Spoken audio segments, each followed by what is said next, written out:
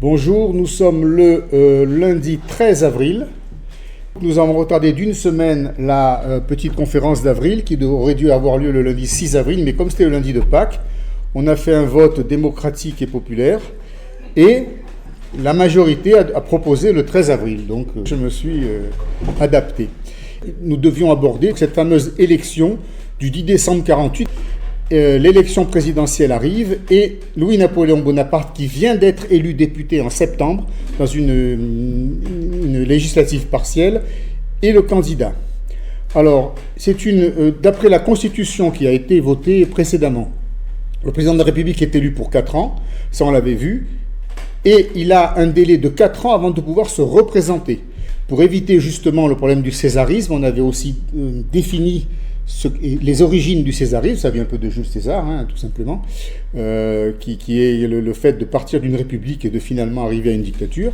On impose au président de la République une coupure de 4 ans avant qu'il se représente. Voilà. C'était pour éviter qu'un homme providentiel vienne accaparer le pouvoir. Et à l'issue du premier tour, alors il y a un tour unique parce que la majorité absolue a été atteinte par Napoléon Bonaparte dès le premier tour. Il n'y a donc qu'un seul tour, c'est le 10 décembre 1848. Alors, les candidats, je ne représente pas Louis-Napoléon Bonaparte, il dit que son nom suffira, il est ambitieux, il veut restaurer le prestige national de son oncle, qui était le grand Napoléon Ier.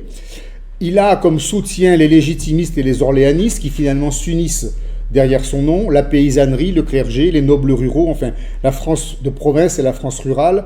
On va voir tout à l'heure la carte électorale. Et il a l'intelligence d'avoir un discours très vague et rassurant.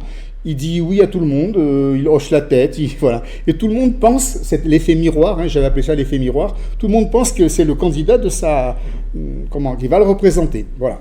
En face de lui, son adversaire le plus redoutable serait Eugène Cavaignac, un républicain pur et dur, un républicain qui a hérité du jacobinisme dur de Fouché, ça aussi on l'avait vu précédemment, qui a été l'homme de la répression de juin contre les ouvriers, les insurrections ouvrières de juin 1948, et donc ça l'a propulsé comme un possible gardien de l'ordre. Mais en même temps, on va voir que la concurrence avec Louis-Napoléon Bonaparte, qu'il n'attendait pas en juin, parce que Louis-Napoléon Bonaparte est sorti comme ça au dernier moment, c'était un candidat qui n'était pas prévu, va finalement le mettre en difficulté. À gauche, on a deux grands personnages, une gauche qu'on va appeler démocrate, socialiste, je dirais presque de gouvernement, qui est incarné par Alexandre Ledru-Rollin, qui est quand même assez radical, puisque c'est le fondateur du radicalisme à la française. On verra qu'il va essayer de faire passer la gauche de la partie émotionnelle et insurrectionnelle à une gauche d'élection et de gouvernement. C'est son credo. En même temps, il se donne comme nom de son groupe la montagne, et donc par la montagne, on peut dire qu'il rappelle quand même les souvenirs durs de la Révolution française. Donc c'est une appellation qui, pour l'instant, ne l'a pas beaucoup servi. On va voir que ça va aussi le pénaliser à la présidentielle. Mais après, il y aura une législative, donc il y a encore un deuxième tour. L'autre candidat, alors, qui est beaucoup plus radical, c'est François-Vincent Raspail. Vous verrez tout à l'heure sa biographie. Alors lui, c'est vraiment le physique de Jean Jaurès. C'est une gauche révolutionnaire à laquelle va se rallier, par exemple, Auguste Blanqui, qui est l'insurrectionnel de l'époque. Et il sait bien qu'il ne sera pas élu, ce radical socialiste, mais il veut poser un témoignage. C'est une affirmation idéologique, sa candidature, plus qu'une ambition politique. On a le grand Alphonse de Lamartine qui a incarné l'esprit de février 1948. C'est un républicain modéré et romantique qui aimerait faire en sorte que les gens tombent d'accord les uns entre les autres. Il a un idéal républicain, mais il va vite être dépassé par les événements et on va associer à sa personnalité une sorte d'idéalisme inefficace. On verra tout à l'heure que les caricatures de Lamartine sont cruelles et voilà, son lyrisme, on va dire, va être son principal handicap pour une carrière politique. Ensuite, un candidat qu'on pourrait qualifier de droite, qui représente le parti de l'ordre, c'est le général Nicolas Changarnier, qui s'est illustré en Algérie, qui a donc fait des campagnes militaires. Lui, il pense peser sur la recomposition de la droite, mais on verra qu'il va se désister avant le premier tour. En fait, il va se rallier à Louis-Napoléon Bonaparte. Sur Vincent-François Raspail, vous avez sa biographie, je ne la commenterai pas. J'ai mis deux photos de lui parce que jeune et vieux, ils ne se ressemblent pas du tout. Hein. Alors, il vaut mieux avoir les deux photos en tête. Comme souvent. C'est la barbe. Ouais, il n'y a pas que la barbe quand même. Hein, enfin bref. Mais comme ce ne sont pas des photos mais des portraits, on ne peut pas. Bon voilà. Alors lui, c'est vraiment, c'est un scientifique qui qui est donc acquis aux idées socialistes hein, et populaire. Alors vous lirez sa candidature, Proudhon le soutient, et il écrit à son sujet que sa candidature est une protestation vivante contre le principe de la présidence. Parce que vous voyez, en plus, ils sont contre la présidence. Le Proudhon, c'est quand même un homme qui défend plutôt le côté anarchiste, quoi, le fait qu'on puisse se passer d'État, enfin. Et donc, mais il le soutient quand même, et Auguste Blanqui va également soutenir ce Barbès. Et je dis Barbès parce que, pardon, ce Raspail, je confonds avec Barbès, mais il se ressemble un peu. À Marseille, il y a des rues Raspail, justement, parce que je crois qu'il a été député. Donc voilà, pour moi, c'est un souvenir. On disait la rue Raspail, mais on ne savait pas du tout que c'était ce personnage, quoi. Voilà. À Paris aussi, certainement. Voilà. Donc, vous voyez, député de Marseille en 66, puis en 69. Donc, à Marseille, il a quand même marqué, il a été député longtemps. Et ensuite, il va s'insurger contre la répression des communards. Et il va être réélu encore à Marseille à l'âge de 82 ans. Donc, c'est un vieux, je dirais, représentant de la gauche radicale, de la gauche socialiste française. J'en dis pas plus sur Raspail. La campagne politique de décembre 48 est intéressante parce que c'est la première... D'abord, c'est la première élection à la présidence de la République française, hein, dans une constitution républicaine. Donc c'est quand même important. Et on verra que c'est la première élection où la presse, et notamment les caricatures de presse, vont jouer un grand rôle. Ça a un aspect moderne, finalement, hein, parce qu'aujourd'hui, évidemment, l'image est omniprésente dans les campagnes politiques. Alors, ce qui domine la France, c'est la peur du social. Il y a eu les émeutes ouvrières. Ces émeutes ouvrières concernent essentiellement, je dirais, les ouvriers des grandes villes, surtout de la région parisienne, de Lyon, etc., et ne concernent pas du tout les campagnes où on a peur du rouge, on a peur de la rébellion socialiste, et où les campagnes vont voter pour le parti de l'ordre. Il y a eu une aspiration républicaine, une belle envolée républicaine qui a existé en février, mars, qui s'est vite épuisée en l'espace de 10 mois, et il reste peu dans l'espace politique français de cette aspiration à la fin de l'année, parce que là on est en décembre 48, et évidemment l'année passait très vite, et les souvenirs de l'esprit de février est déjà bien loin. Une campagne moderne avec une profusion d'affiches, de caricatures et de journaux, et des caricatures qui vont se révéler très moqueuses, donc contre Louis-Napoléon Bonaparte et également contre Alphonse Lamartine. On a une France partagée entre la peur et la moquerie, vous voyez. C'est les deux aspects, et c'est pas très bon pour la démocratie, ça. C'est les deux dangers de la démocratie, c'est la peur et la moquerie. Quand on tourne tout en dérision, au bout d'un moment, bon, voilà. Alors, pardon ? La moquerie soulage la peur, oui, c'est une bonne formule. Alors, à l'automne 48, là, je dis la France ne rêve plus, elle s'inquiète ou elle se moque. Voilà. Voilà comment se présente cette élection. Alors, j'ai voulu mettre en exergue à ce moment-là, c'est l'occasion de le faire, des grands caricaturistes français. Bon, le plus grand, le plus impressionnant, c'est Honoré Daumier. Là, vraiment, on va voir des dessins de lui. Pour moi, c'est le plus fort. Puis on voit son regard, c'est un rusé, il est perçant, il est presque, je dirais, impitoyable, hein, Honoré Daumier. Il y a deux grands dessinateurs qui sont très bons, qui sont plus jeunes que lui. C'est Cham, on va voir quelques dessins de lui, et Gustave Doré. Gustave Doré est né en 32. C'est-à-dire qu'il a 16 ans au 48 au moment. Et il fait déjà des dessins de presse qui sont célèbres et qui sont... Il a 16 ans. Il est considéré comme un prodige. Daumier, lui, est brutal. C'est sans concession. Hein. On va voir tout à l'heure ses dessins. Cham est plus léger que Daumier. Son vrai nom à Cham, c'est Amédée de Noé. Voilà. Qui a pris le pseudonyme de Cham. Donc vous voyez, les pseudos, ça commence déjà.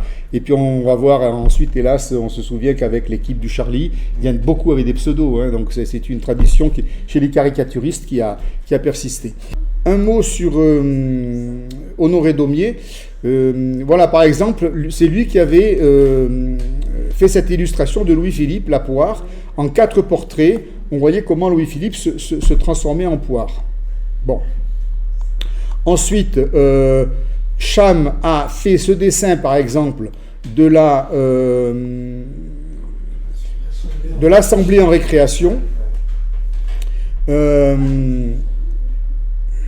Et alors là, j'ai essayé, alors c'est pas évident parce qu'on trouve ça sur internet et puis il faut se débrouiller à trouver qui est qui. Alors j'ai un peu regardé.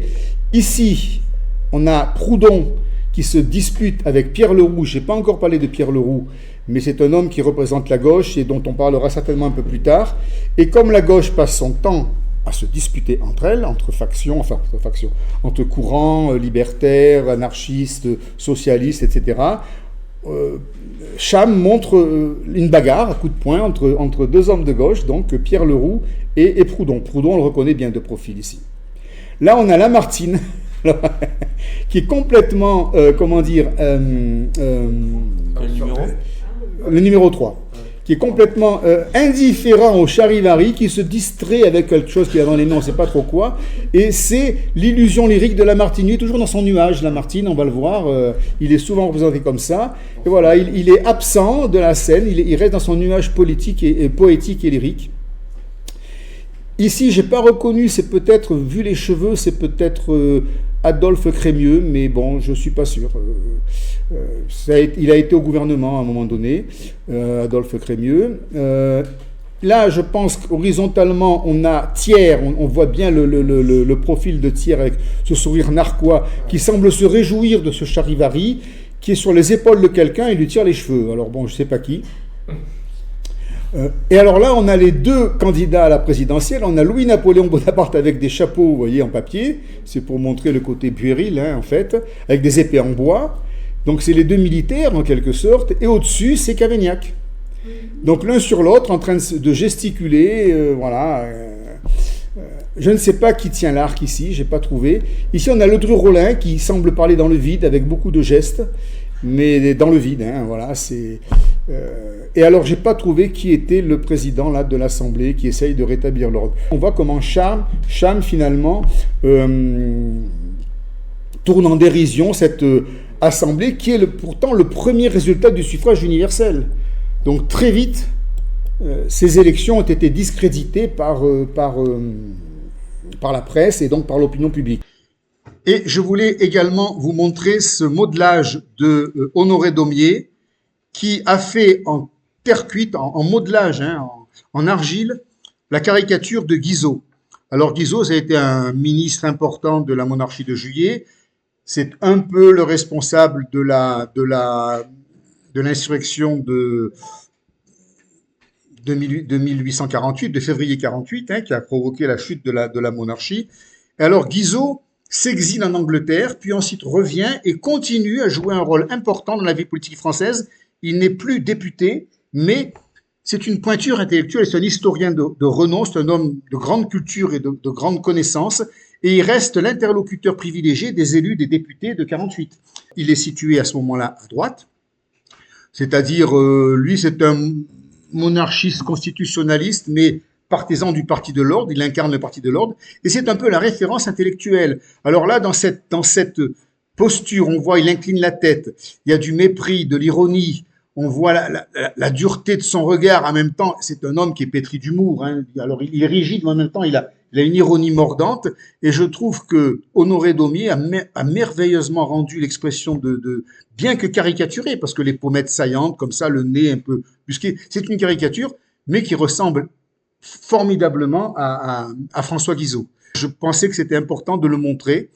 C'est un personnage qui va continuer à jouer un rôle important sous la Seconde République. Notamment, on va le voir tout à l'heure, au niveau du Parti de l'Ordre. Ça, on l'a déjà vu. Et alors là, on voit encore une caricature de Cham, et on voit ce pauvre Lamartine. Alors là, ça pardonne pas avant une élection. Alors, Lamartine, il joue de la lyre, puisque c'est le lyrisme, donc il joue de la lyre, il est dans son nuage poétique. À côté de lui, il a un sans-culotte avec un bonnet phrygien qui vient de couper la tête à un malheureux, quoi, voilà, comme en 94. Derrière, il y a une manifestation qui semble violente, très agitée, mais Lamartine continue de jouer de la lyre et il est dans son illusion lyrique. Alors voilà l'image qu'on en a donnée, et ça, au niveau élection, ça imperméable aux événements, ça ne pardonnera pas. Ici, on revient à Honoré. Donc là, c'était Cham, hein, tout à l'heure. Voilà. Maintenant, on revient à Honoré Daumier. Honoré Daumier a dessiné l'urne de la présidentielle. Avant l'élection, il a dit voilà ce qu'on a dans l'urne. Donc, on a Lamartine en premier plan, toujours dans le nuage lyrique. Voilà. Derrière, on a les deux hommes forts, Cavaignac, les deux agressifs, je dirais. Cavaignac et Louis-Napoléon Bonaparte qui se regardent en chien de faïence, qui sont prêts à en venir au point, vous voyez. Et puis, la gauche, qui continue à se bagarrer. Alors là, c'est Ledru-Rollin. Et là, je pense que c'est pas Pierre Leroux, on l'a vu, c'est Louis Blanc. C'est Louis Blanc parce qu'il est de petite taille, il a les cheveux blancs assez vite. Et donc, Louis Blanc se bagarre avec Ledru-Rollin. Alors, il a du camphre. C'est pour réparer la République. Vous voyez, c'est marqué là. Louis Blanc qui tient une bouteille de camphre pour ranimer la République, parce qu'il considère qu'elle est en train de la tuer. Il n'a pas tort, hein, parce que voilà. Mais au lieu de se disputer avec Louis-Napoléon Bonaparte, il se dispute avec Ledru-Rollin. On tourne en dérision ces querelles incessantes de la vie politique française, dont la gauche a pris une part importante. Voilà. Alors, le résultat des élections est sans appel. Hein. On a 9000, on est au suffrage universel, donc les hommes votent, les hommes majeurs, hein, suffrage universel masculin, 7 327 000 votants, donc c'est 73-74% de participation. Alors c'est compliqué parce qu'on a des résultats qui, certains prennent en compte les votes blancs et nuls, et d'autres non. C'est-à-dire que Louis-Napoléon Bonaparte fait plus de 74% des voix au premier tour. Voilà. Loin derrière, on a Louis-Eugène Cavaignac qui fait moins de 20%. Ensuite, Ledru-Rollin qui est à 5%, et puis alors Raspail à 0,8%, et ce pauvre Lamartine à 0,2%. Voilà. Donc c'est sa famille et ses voisins qui ont voté pour lui. Quant à Champ-Garnier, il a préféré se rallier, il n'est pas dans les résultats. Ici, une petite carte de France, de la France, telle que ce qu'a voté la France. Alors le bleu, c'est tous les départements, où Louis-Napoléon Bonaparte est en tête. En bleu pâle ici, il est entre 40 et 60%, ce qui est quand même énorme. En bleu, je sais pas comment, ce bleu cobalt là, il est entre 60 et 80%. Et en bleu roi, il est au-delà de 80%. Et la Creuse, donc moi mes parents sont, ben vous, les vôtres, les Creusois, vos arrière-grands-parents ont voté Louis-Napoléon Bonaparte à 80% quand même. Hein. Oui, Alexandre Téton, oui. C'était le représentant du Parti radical socialiste. Oui, alors attends, je le dis au micro, donc tu nous dis que Alexandre Téton, ton arrière-grand-père, est représentant du Parti radical socialiste. Mais il n'a pas voté Louis-Napoléon Bonaparte. Voilà, donc il fait partie des 20%, pas des 80%. Voilà. Eh bien là, c'est parce que c'est chez nous. C'est moi qui l'ai cerné. Oui, mais c'est pour la mettre. Il y a des gens qui vont voir la vidéo qui ne sont pas des Creusois, donc je mets la Creuse en valeur. Sinon, c'est moi qui ai coloré la carte. Hein, parce qu'une fois qu'on a récupéré la carte, on fait ce qu'on veut après. Et en orange ici, donc en Bretagne et dans le Midi, c'est Cavaignac qui était majoritaire. Voilà. Donc on a quand même un bel aperçu de la France bonapartiste. Hein. J'en ai déjà parlé de ça, la France bonapartiste en 1848, fin 48. Bon, je reviens pas sur là, vous lirez les commentaires, bon, il n'y a rien de... Bon, Lamartine, c'est toujours l'illusion lyrique. Hein. Alors ce pauvre Lamartine va être ruiné, je ne sais pas pourquoi, parce qu'il a fait des dépenses particulières pour sa campagne, je ne sais pas, et il va être obligé d'écrire pour raisons alimentaires, et il s'éteindra en 1889, mais... Ça, c'est... Pardon, parce que je cherche le stylo. En 69, mais presque dans la misère. Donc ce grand Lamartine va avoir une fin de vie difficile. Voilà. Le 20 décembre 48, Louis-Napoléon Bonaparte prête serment. Il est le premier président de la République française et il va tout de suite installer son gouvernement. Alors il porte le serment, c'est « Je jure de rester fidèle à la République démocratique, une et indivisible ». Là, c'est l'article 1er de la Constitution. Voilà. Et il s'installe au palais de l'Élysée. Le peuple français, dans sa majorité, attend la restauration de l'ordre, parce que là, on est vraiment sur un électorat conservateur, nostalgique de la grandeur nationale, et qui cherche également une protection du pouvoir public contre l'insurrection sociale. Hein. La peur est toujours là. Donc, qui dit parti de l'ordre dit peur de l'insurrection. On est dans cette configuration. J'ai fait une faute. Ah oui, une protection contre... Oui, pardon. Merci. Un bon point pour... ils sont derrière les bons points. Contre l'insurrection sociale. Alors là, il faudra que je pense à corriger le truc. D'accord. Alors, Bonaparte, qui est un malin, ne se dévoile pas, même s'il a été élu à 74%.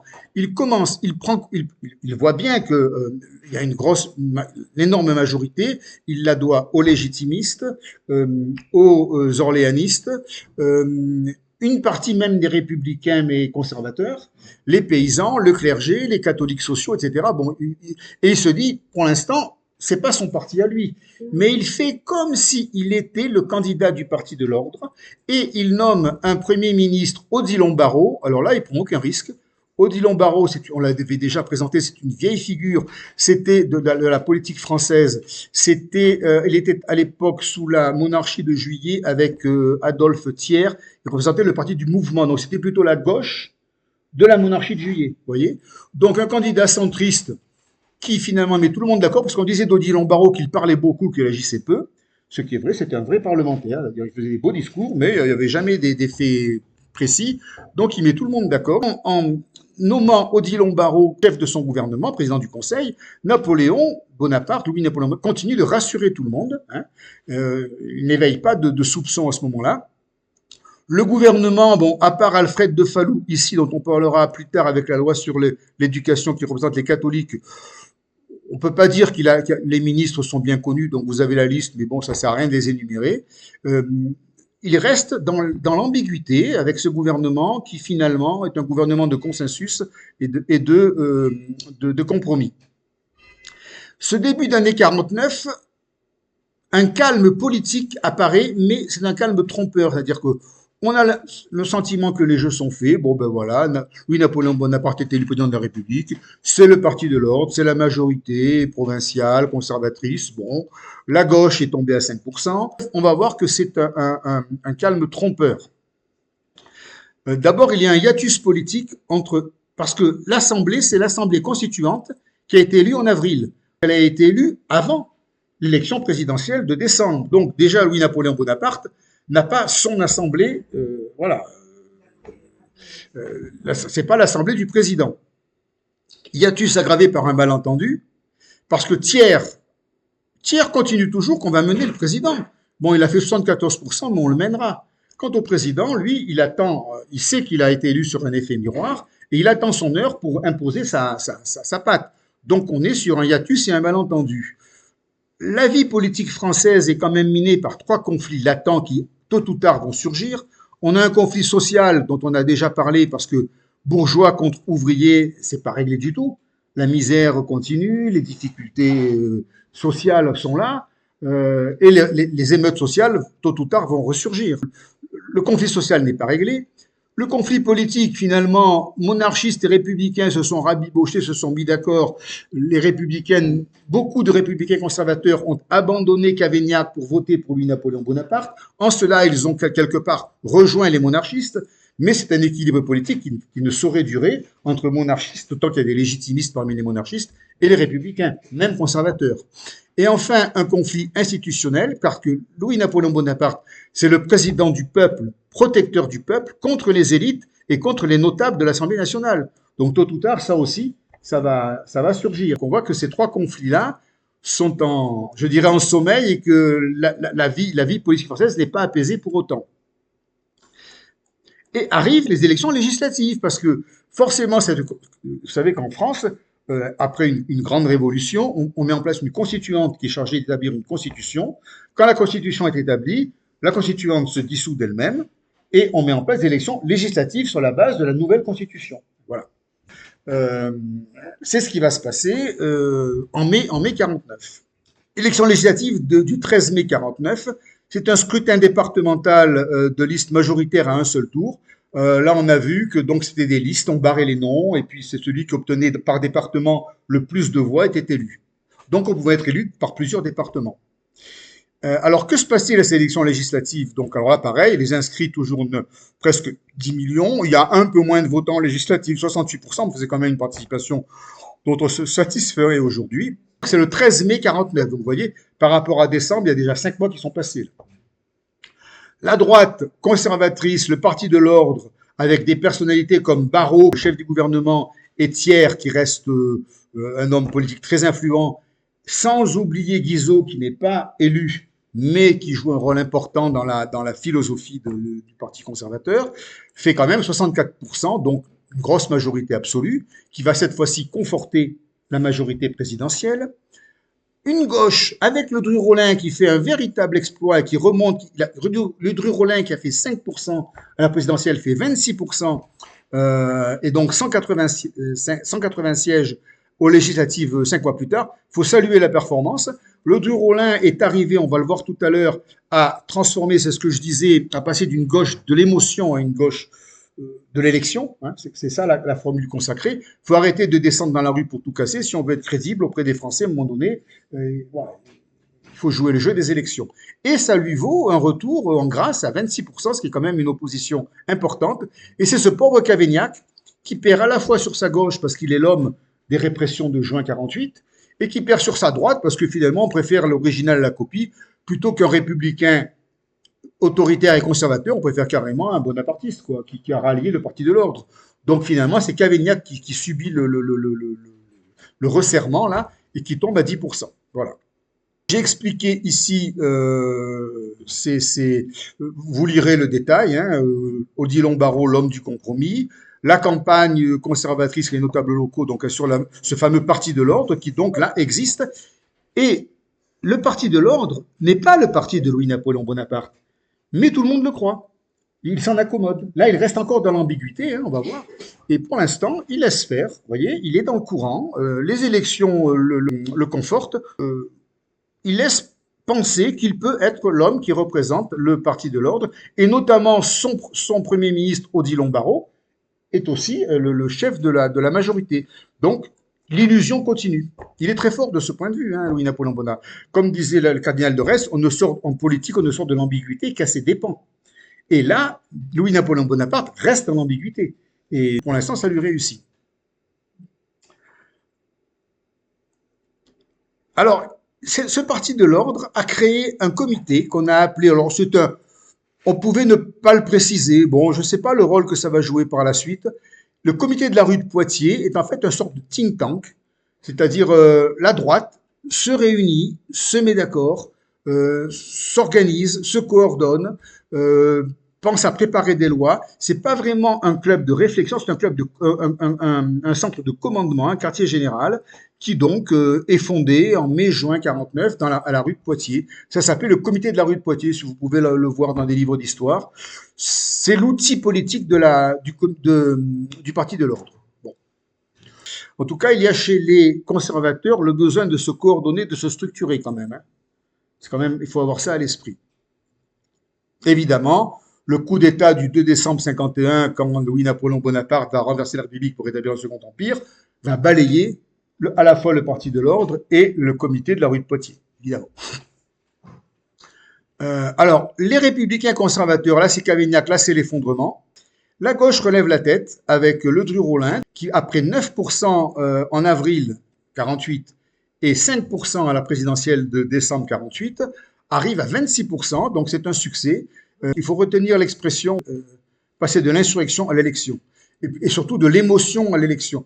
La gauche doit cesser d'être dans l'émotion permanente, même s'il y a des injustices. Et oui, parce qu'au niveau électoral, ça ne paye pas. Voilà. Arrive un coup de théâtre dans la politique française, dans la politique extérieure française. Alors cette France, contre 49, vous dites bon ben voilà, c'est réglé, là une grande majorité conservatrice, voilà.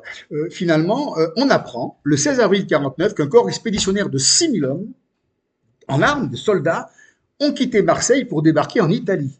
On dit mais qu'est-ce qui se passe? Pourquoi? Que se passe-t-il? Pourquoi l'Italie? À Rome en plus, on va à Rome.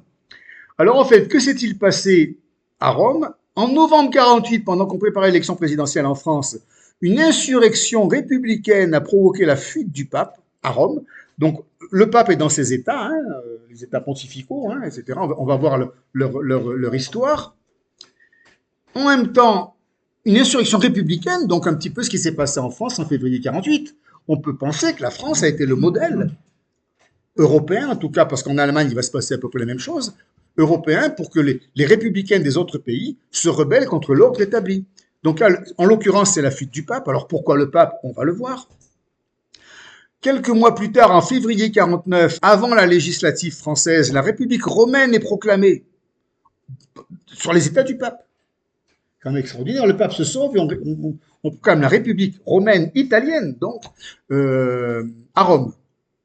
Et le 27 février, on apprend que Giuseppe Garibaldi, qui va devenir le grand homme italien de l'unification italienne, moi j'ai plus que d'admiration, j'ai de l'affection pour Giuseppe Garibaldi, arrive à Rome, il arrive d'Amérique du Sud, il était en exil en Amérique du Sud, parce qu'il avait eu des mailles à partir avec les monarchies en 1834, et donc il a été obligé de s'exiler pour échapper à la prison. Il apprend qu'à Rome, c'est la Révolution qu'on a établi la République, il revient d'Amérique du Sud pour soutenir cette jeune République.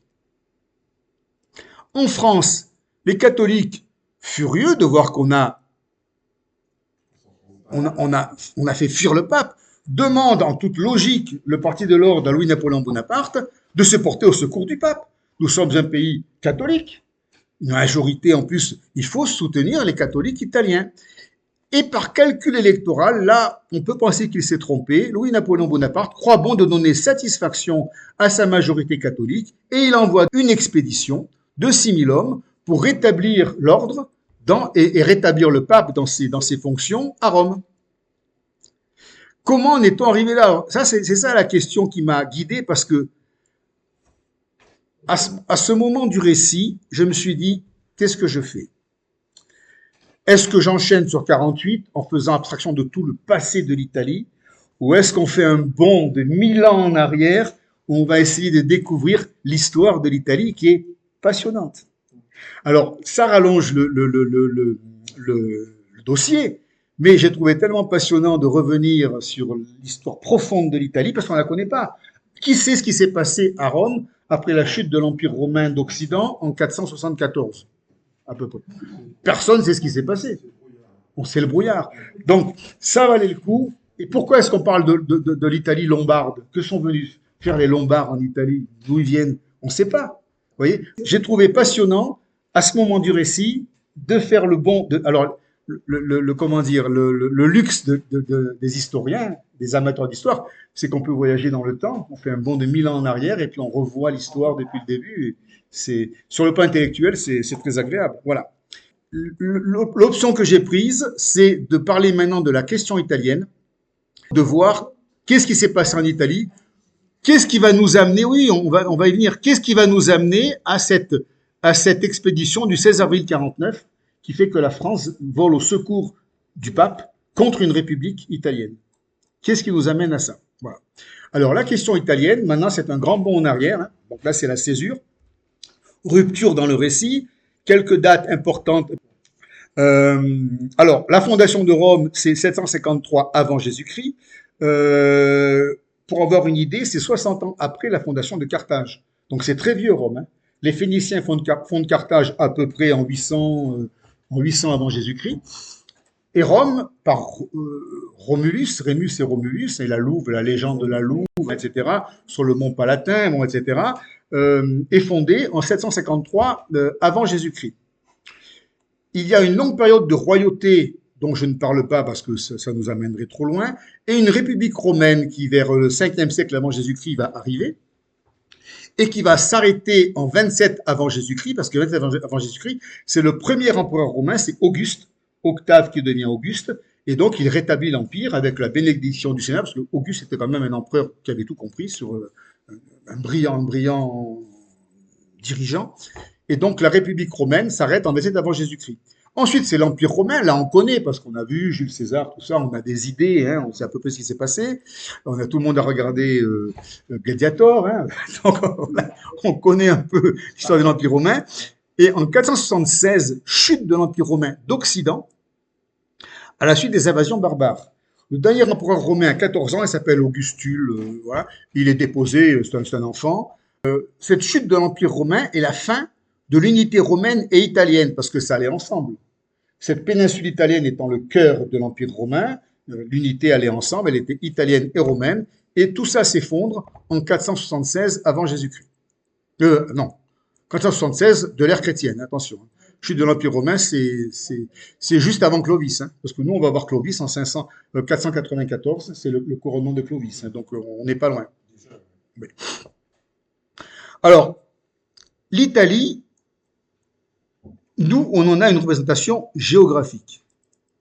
L'Italie, c'est ça, cette merveilleuse botte, avec cette Sicile, bon là, j'ai un peu coupé la Sicile, qui est totalement définie par le contour maritime, Méditerranée, là un peu de mer Égée, puis là c'est l'Adriatique, et en haut c'est les Alpes. Donc pour nous, l'Italie, c'est très simple, c'est une structure géographique qui est immémoriale. Hein, voilà. Mais cette vision géographique de l'Italie est trompeuse parce que elle va pas du tout être unie malgré son contour géographique. Et donc, l'Italie n'est plus un État, elle devient une idée. Dès que l'Empire romain s'effondre, l'Italie reste une idée parce que l'État, lui, va être morcelé en une multitude de petites principautés ou de duchés, voilà, d'États politiques séparés les uns des autres. Un éclatement de l'Italie qui n'a cessé d'osciller entre une unité rêvée et une fragmentation politique. On peut dire que dans l'inconscient italien, il y a toujours eu le rêve de l'unité, parce que la langue, parce que le passé romain, hein, il y a quand même des points communs très forts, bien que l'Italie du Nord et du Sud soit très séparée.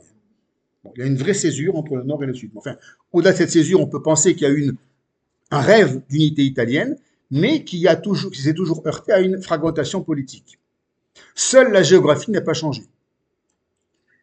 Et peut-être, moi ce que je dis, c'est que la géographie n'a cessé de résonner comme un appel à l'unité. Je crois que la géographie est à l'origine du désir d'unité des Italiens. Parce que alors, vous me direz, la Pologne n'avait pas d'unité géographique, puisqu'elle a disparu plusieurs fois et elle est revenue, il y avait une culture polonaise. Bon, je nie pas la culture. Mais dans le cas italien, il y avait certainement une culture et en même temps, en plus, un découpage géographique, on pourrait dire pareil de l'Espagne, par exemple. Alors, la péninsule italienne commence par être un pays de guerre. Parce que vous allez voir, ça ne va pas s'arrêter pendant des siècles et des siècles. Et des guerres qui n'ont rien à voir les unes avec les autres. Les Goths qui ont chassé le dernier empereur romain sont à leur tour chassés par Justinien, qui est l'empereur romain d'Orient, qui est à Byzance. Byzance qui va devenir Constantinople en 333 après Jésus-Christ. C'est Constantin qui fonde Constantinople. Et en Algérie, il a fondé Constantine. Donc, hein, voilà. Donc, au VIe siècle après Jésus-Christ, Justinien chasse les Goths d'Italie. Alors là, je ne sais pas ce qu'a fait Justinien de l'Italie, l'Empire byzantin de l'Italie libéré des Goths, parce que quelques années plus tard, en 538, à la fin du VIe siècle, les Lombards arrivent du nord et vont occuper l'Italie en descendant du nord. Alors, qui sont ces Lombards? Bon, d'abord, que veut dire Lombard? Ça veut dire longue barbe. C'est comme ça qu'on les appelle les Lombards. Longo, alors je sais pas comment ça se disait, Langobardi, vous voyez, longue barbe.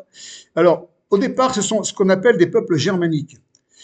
Bien que scandinaves, ils arrivent du sud de la Suède ici, de la Scandinavie, mais ils ont un dialecte germanique, donc ils sont considérés comme des peuples germains.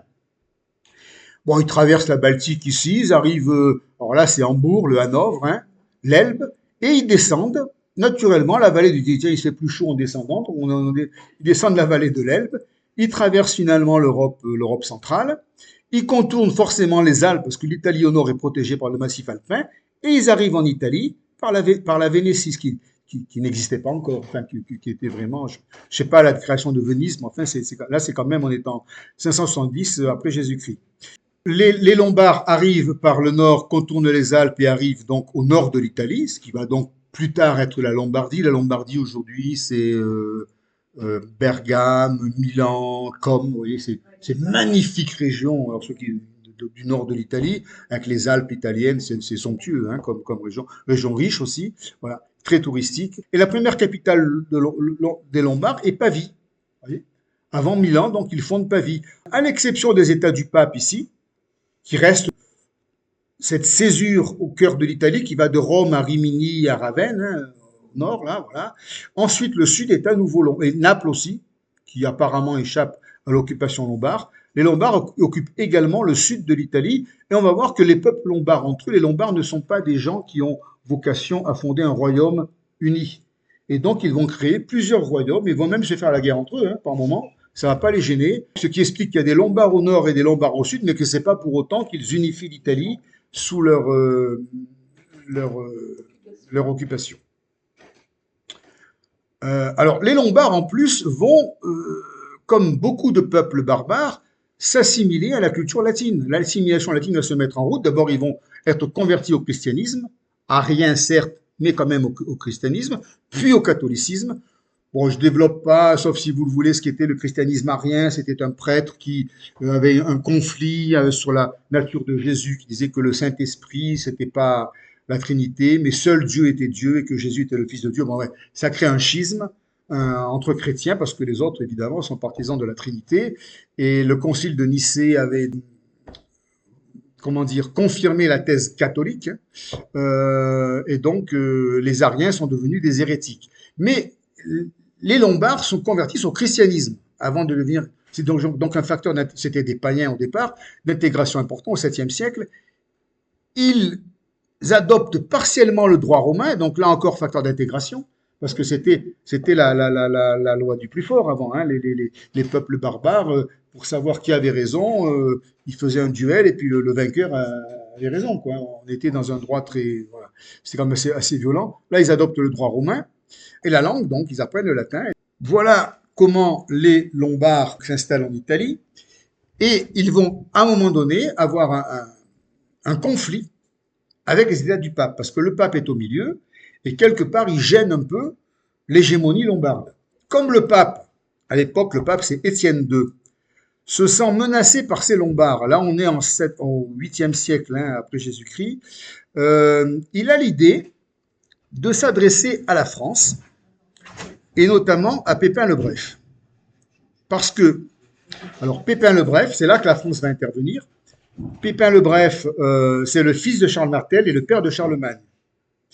Et Pépin le Bref, souvenez-vous que Clovis s'est converti au christianisme. Il a été, converti au christianisme par le saint, par Saint-Denis, qui était l'évêque de, je ne sais plus si c'était Soissons, j'ai oublié pour Clovis, ou Reims.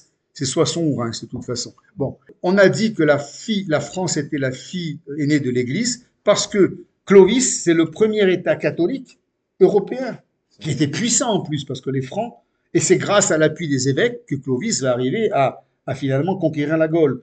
Donc ce premier État catholique, c'est d'abord la fée de la France, la fille aînée de l'Église, parce que c'est l'État qui va défendre le mieux les intérêts du pape. Voilà. Et avec Pépin le Bref, qui est donc héritier de Clovis et de Charles Martel, réputé bon catholique, le pape se dit, je vais demander à Pépin la protection militaire, et en échange, je vais lui accorder la sacralisation pontificale. Je vais en faire un grand souverain, parce qu'à l'époque, on pouvait très bien être élu par sa roi, par son aristocratie, mais on n'avait pas forcément l'onction pontificale. Et donc là, c'est un deal, en quelque sorte, entre Pépin le Bref et le pape Étienne II. Le pape vient en France, il y reste plusieurs mois, il visite la Gaule, alors je ne sais pas si on parle encore de la Gaule à ce moment-là, vous voyez, bon, bref. Et il sacre Pépin le Bref à Saint-Denis, où il accorde la grâce divine. Donc Pépin le Bref devient un roi choisi par Dieu, ce qui augmente prodigieusement son pouvoir politique. Alors, reconnaissant de cette onction pontificale, Pépin le Bref va franchir les Alpes ici, et il va venir attaquer les Lombards pour qu'ils libèrent, pour qu'ils cessent d'embêter les États du pape. Et on verra que cette conquête va être à l'origine de la fondation des États du pape. Dans la suite, c'est pour ça que je dis que c'est passionnant ce chapitre-là. Voilà, là j'arrête sur Pépin le Bref et on voit les États du pape dans 5 minutes. On fait la pause.